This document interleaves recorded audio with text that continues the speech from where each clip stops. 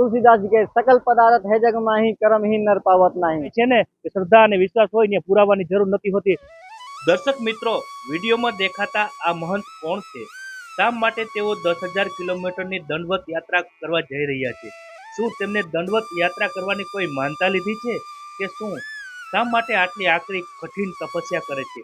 આ તમામ રસપ્રદ વિગતો અમે આપને બતાવીશું વન ગુજરાત ડિજિટલ મીડિયાના માધ્યમથી।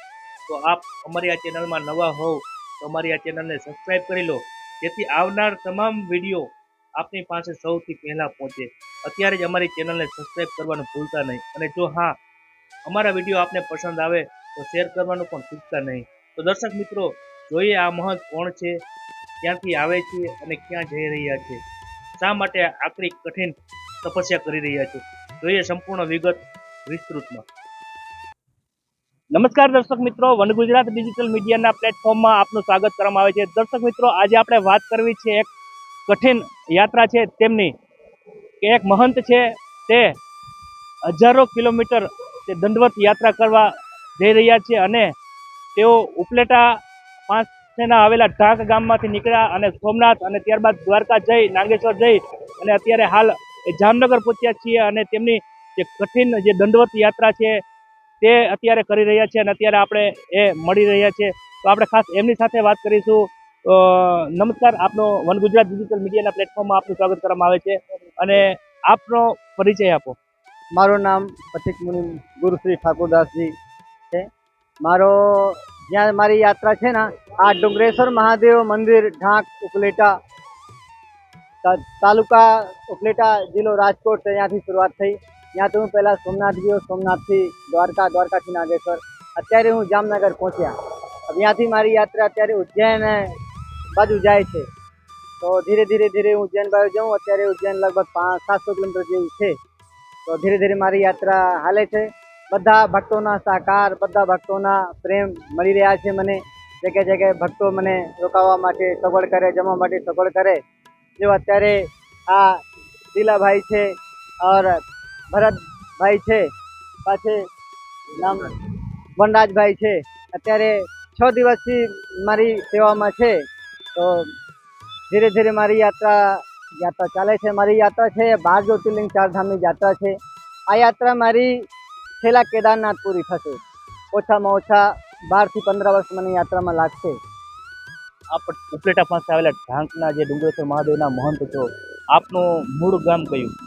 મારો જે મૂળ ગામ છે આ પન્ના જિલ્લા આવે, પહાડી ખેરા પન્ના, મધ્યપ્રદેશમાં। તો ત્યાં મારી જન્મભૂમિ છે। હું ત્યાં ઉપલેટા બાજુ જે ઢાંક ગામ છે ડુંગરેશ્વર મહાદેવ, અહીંયા હું મંદિરમાં પહેલાં મહંત હતા, પૂજા કરતો, ત્યાં મહાદેવની સેવા કરતો હતો।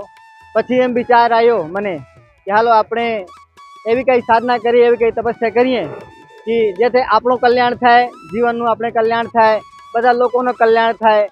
લોકોને તપ કેવા કરવાનું, કેવી રીતે કરવાનું, બધા તમને આજે લોકોને ઢોંગી, પાખંડી, બધા માંગવાવાળા એવા સાધુ તો જોયા હોય રસ્તામાં, કેટલા મળતા હોય, કેટલા ન્યૂઝમાં આવતા હોય, લેકિન અત્યારે પણ તપ કરવાવાળા ઘણા સાધુઓ છે, આપણે પણ જોયા છે। અત્યારે મને એક બાપુ મળ્યા હતા જે ગ્વાલિયરથી અહીંયા જતા હતા દ્વારકા દંડવત કરીને। એવા સંતો મને મળતા હોય, આપણે પ્રેરણા મળતી હોય। તો ખાસ આપ ત્યારે મધ્યપ્રદેશથી નીકળ્યા તો આપ સંસારિક છે કે સંન્યાસી જીવન જીવતા હોય? ના, મને જે ઘરથી નીકળ્યા 2006માં ઘરથી નીકળ્યા હતા, ત્યારે મારી ઉંમર છે 16 સાડા 16 વર્ષ હતી। અત્યારે મારી ઉંમર 35 વર્ષ થઈ ગઈ છે। તો બધા ઘરમાં બધા છે, મમ્મી પપ્પા, ભાઈઓ બહેનો બધા છે। તો આપણે સંન્યાસી જીવન છે આપણું। આપને આ વિચાર ક્યાંથી આવ્યો સંન્યાસી જીવનની પ્રેરણા ક્યાંથી મળી કે આપણે આવું કરવું છે? સંન્યાસી જીવનનું પ્રેરણા તો જો આપણે ઘરમાં પણ પહેલાંથી મતલબ સંતનું સેવાનું, મારા ઘરે નાનપણમાં હું જ્યારે નાના હતા ત્યારે સંતો આવતા હતા और ભક્તો પડાવતા હતા। અહીંયા મૈહરની યાત્રા હાલતી હતી તો લોકો અહીંયા પણ હાલીને જતા હતા, આવતા હતા મારે ઘરે। और દરરોજ ભાગવતનું, રામાયણનું અહીંયા સત્સંગ થતો હતો। પછી આપણે પ્રેરણા થઈ ગઈ કે હાલો આપણે પોતાના માટે, જીવનના કલ્યાણ માટે, આત્મશુદ્ધિ માટે ચાલો પરમાત્માનું ભજન કરીએ, કાંઈ કરીએ આપણે, એવી આપણે પ્રેરણા થઈ। પછી ઘરથી નીકળ્યા તો હારા ગુરુજી મળી ગયા, જે નશા પત્તા ન કરતા આપણે હારા માર્ગમાં બતાવતા મને કે આ રીતે હાલવાનું, આ રીતે હાલવાનું। તો જ્યારે હારા ગુરુ મળી જાય ને તો બધું આપણે સાધના માર્ગમાં કાંઈ કષ્ટ ન હોય, હારા બધું હોય. તો ખાસ આપ ઢાંકથી નીકળ્યા છો તો અંદાજે કેટલા કિલોમીટરની આ તમારી દંડવત યાત્રા થશે? અત્યારે લગભગ 550 કિલોમીટરની મારી યાત્રા થઈ ગઈ છે. લગભગ 9 મહિના મારે પૂરા થઈ ગયા છે. કેટલા કિલોમીટર થશે અંદાજે? અંદાજો 10,000 કિલોમીટરની યાત્રા છે. અત્યારે લગભગ 9,500 કિલોમીટરની યાત્રા રહી ગઈ. પહેલા હું રામેશ્વરમ બાજુ જાશું, પછી જગન્નાથપુરી, પછી છેલ્લા આપણે બદ્રીનાથ ઓર કેદારનાથ જવાનું છે. તો આપ જો દંડો યાત્રા કરો છો તો ખાસ એનો ઉદ્દેશ્ય શું છે કે એટલો આપ કઠિન તપસ્યા કરો છો? પરમાત્માની પ્રાપ્તિ, આત્માની શુદ્ધિ. જે મનમાં આપણે વિકારો હોય, જે મનમાં દ્વેષ ભાવના હોય, કામ, ક્રોધ, લોભ, મોહ, આ બધું હોય તો પરમાત્માની કૃપાથી બધું સારું થઈ જાય. બધું પરમાત્મા જે ભક્તને ઉપર કૃપા કરે ને, આના બધું સારું થઈ જાય. પરમાત્મા પોતાની સાનિધ્યમાં પણ એને લઈ લે તો આપણે પરમાત્માના સાનિધ્યમાં ઓર જીવનનું આપણે કલ્યાણ કરવામાં, ઓર જ્યારે આપણે તપ કરશું ત્યારે લોકો માટે એક માર્ગદર્શન થશે, લોકો માટે એક જાણ થશે. જો તપ કરવામાંથી બધું થાય. ઓર દરેક માણસને, દરેક મહાત્માને કોઈ પણ હોય તપ તો કરવું પડે. વગર તપનું કાંઈ મળતો નથી આ સંસારમાં.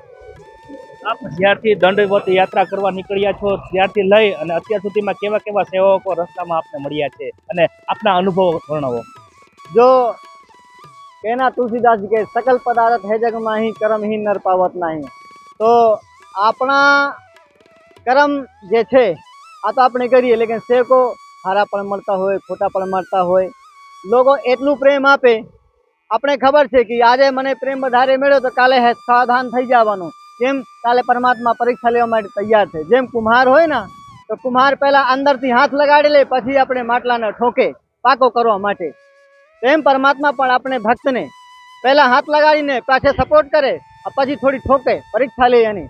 તો આપણે પણ પરીક્ષા દઈએ તો ક્યારે પરીક્ષા પર દેવું પડે, હારી અઘરી પરીક્ષા દેવી પડે. એમ થોડી આવી, લેकिन હું વધારે ઉલ્લેખ નથી કરતો આનો, લેकिन પરમાત્મા જે કરે મારા માટે બધું સારું કરે. કઠોર પરિશ્રમ કરી રહ્યા છો, પેરમાં તમે ચપ્પલ, જૂતા એવું કંઈ પણ નથી પહેર્યું, એનું શું કારણ? જો પરમાત્મા માર્ગમાં જે આપણે એટલી અઘરી તપસ્યા કરી રહ્યા છે ત્યારે એક પગમાં ચપ્પલ ન હોય ને તેમાં કાંઈ વાંધો ન આવે. ધીરે ધીરે પરમાત્મા આપણે શક્તિ આપે, સહન શક્તિ પણ આપે. પરમાત્માના માર્ગમાં અત્યારે જો બરસાત, મને મારી યાત્રા દરરોજ ચાલુ છે. કોઈ દિવસ મારો વિશ્રામો હોય નહીં તો દરરોજ બરસાતમાં પણ મારી યાત્રા ચાલુ હોય. તો બરસાતમાં લોકો પેદલ હાલવામાં, ગાડીથી હાલવામાં અને તકલીફ થાય તો આપણે દંડવત કરીને જઈએ. ક્યારેક તો આપણે બાજુમાંથી ટ્રક નીકળી જાય, બસ નીકળી જાય, આપણે ખબર ન પડે. એટલે પરમાત્મા મનને શક્તિ આપે છે. આપ દંડવત યાત્રા કરો છો તો દરરોજ કેટલા વાગે સવાર યાત્રા ચાલુ કરો છો અને કેટલા આખા દિવસ દરમિયાન કેટલી યાત્રા, કેટલા કિલોમીટરની આપ પૂરી કરી શકો છો દંડવત કરીને? જો લગભગ હું 5-5 વાગે સવારે આપણા નહાઈ ધોઈને પૂજા પાઠ કરીને 5:30 બજે યાત્રા શરૂઆત કરું. और પછી 10:30-11 વાગે સુધી યાત્રા કરું તો 3-3.5 કિલોમીટર જેવું થઈ જાય. એટલામાં કાંઈ અત્યારે વાંધો ન. પહેલાં તો ઓછું થતું હતું, લેकिन અત્યારે 3.5 કિલોમીટર થઈ જાય.